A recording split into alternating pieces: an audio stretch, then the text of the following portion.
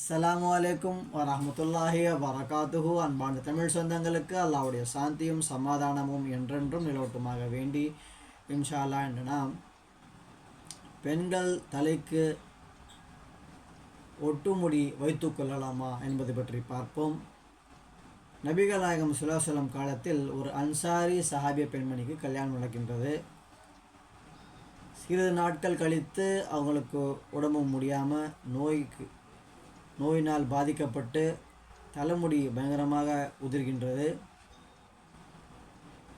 இதை கண்ட அவங்களுடைய சொந்தக்காரங்க, நீங்கள் ஒட்டுமுடி வைத்துக்கொள்ளுங்கள் என்று கூறுகிறார்கள்.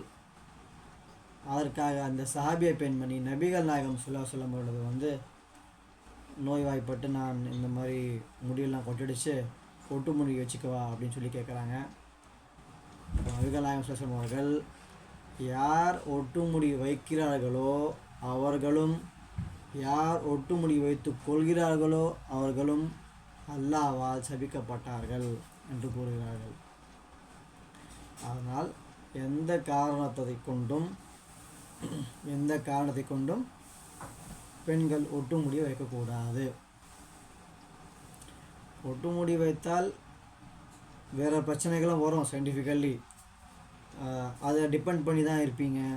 அது இல்லைன்னா சைக்காலஜிக்கலி நீங்கள் அஃபெக்ட் ஆகிடுவீங்க. அது இல்லைன்னா நீங்கள் கஷ்டமாகிடும், என்னடா வெளியில் போகணும், ஒட்டு முடியலையே, ஒட்டு முடினா தான் மக்கள் மதிப்பாங்க, அந்த மாதிரி மென்டாலிட்டியெல்லாம் வந்துடும்.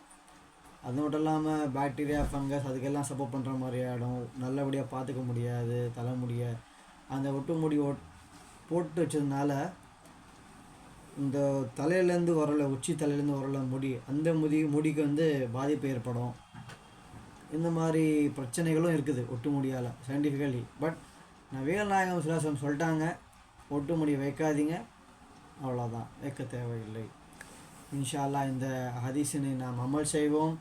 இதோடைய எவ்வளோ அறிவியல் இருக்குது இந்த ஹதீஸில், அதை பற்றியும் ஆய்வு செய்வோம். இன்ஷா அல்லாஹ் தாலா இதை ஷேர் செய்வோம், அல்லாஹ்வுடைய திருப்தி அடைய. அஸ்ஸலாமு அலைக்கும் வரஹ்மத்துல்லாஹி வபரகாத்துஹு.